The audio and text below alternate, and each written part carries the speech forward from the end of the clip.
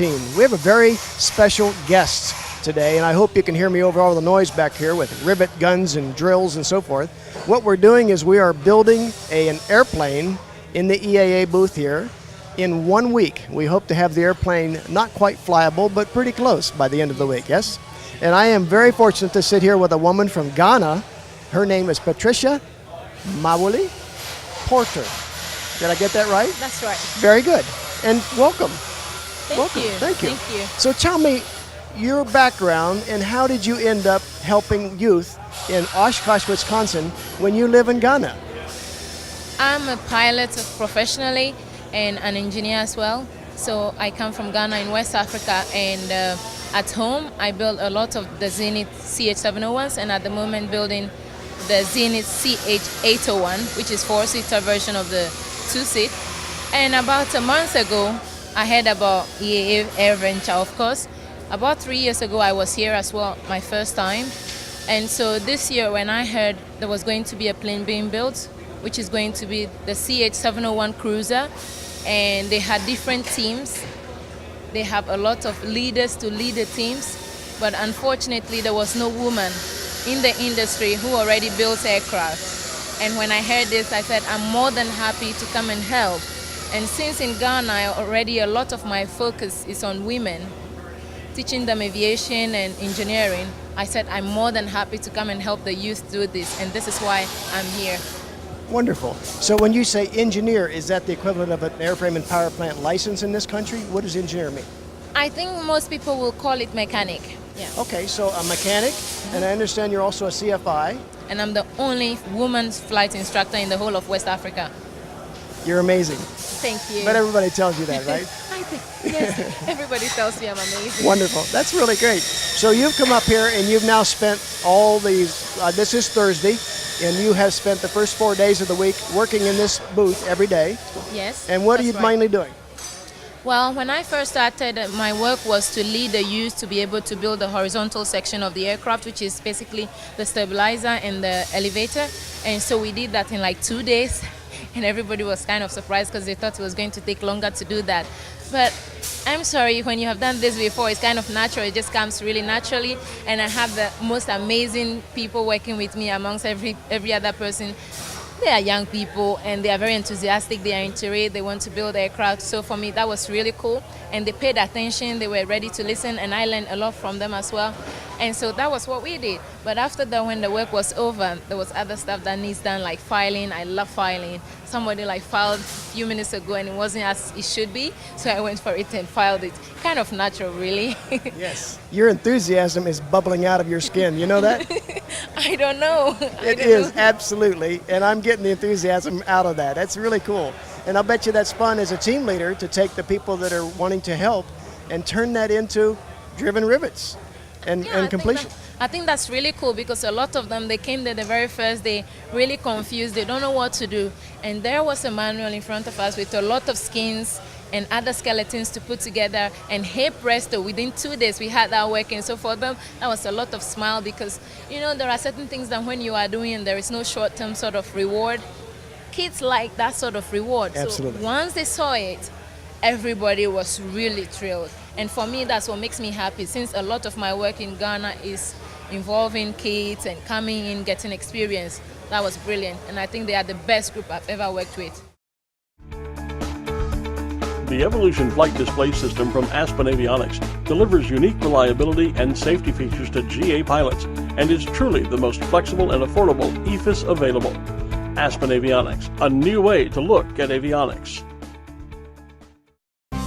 ForeFlight Mobile gives you better situational awareness, more productivity, and simplified decision-making in one elegant app. Start your 30-day trial today and discover the joy of flying with ForeFlight.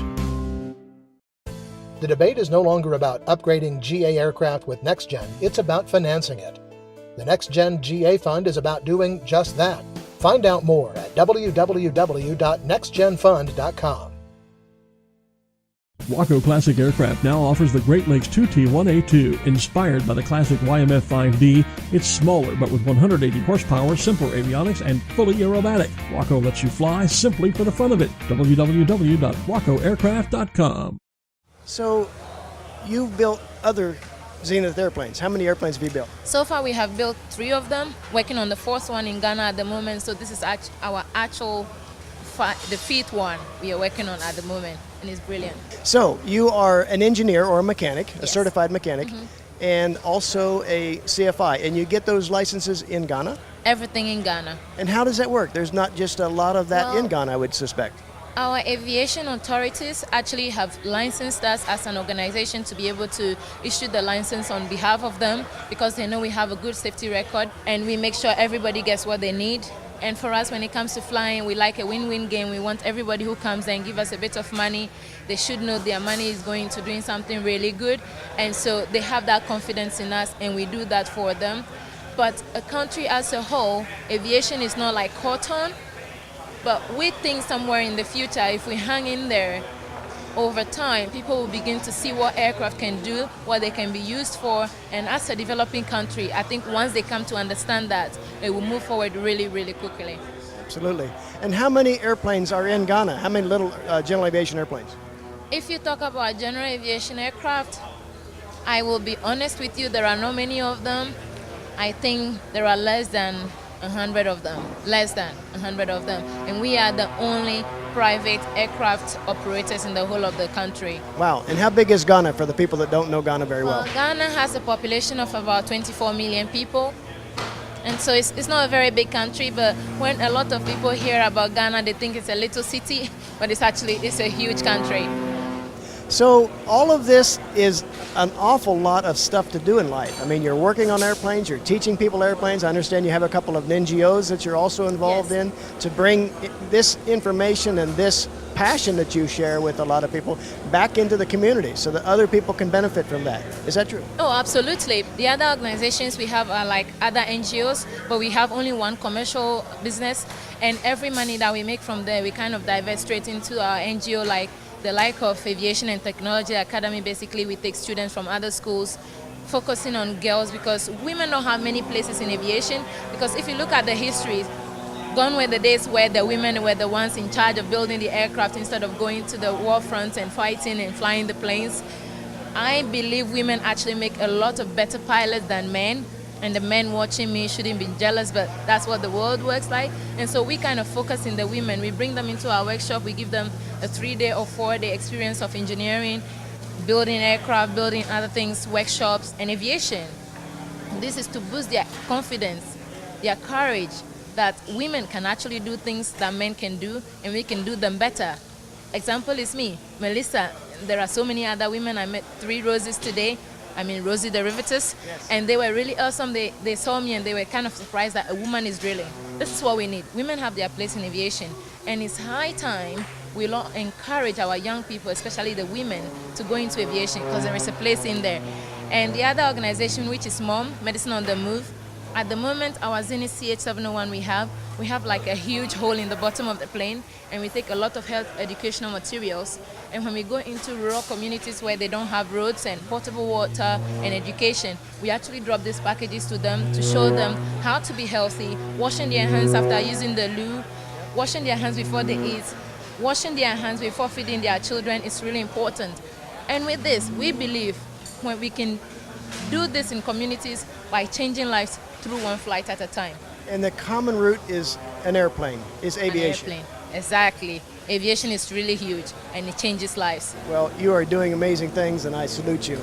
And I thank you for spending some time with us, because it's important to get the message out of what you're doing and let other people know that it's possible for them as well. Oh, thank you for having me. Absolutely. Thank If a you. woman from Ghana can get this done, think about how easy it is for most of us in the U.S. We have Yeah. more resources and more I have a available. punchline I like to always tell every young person.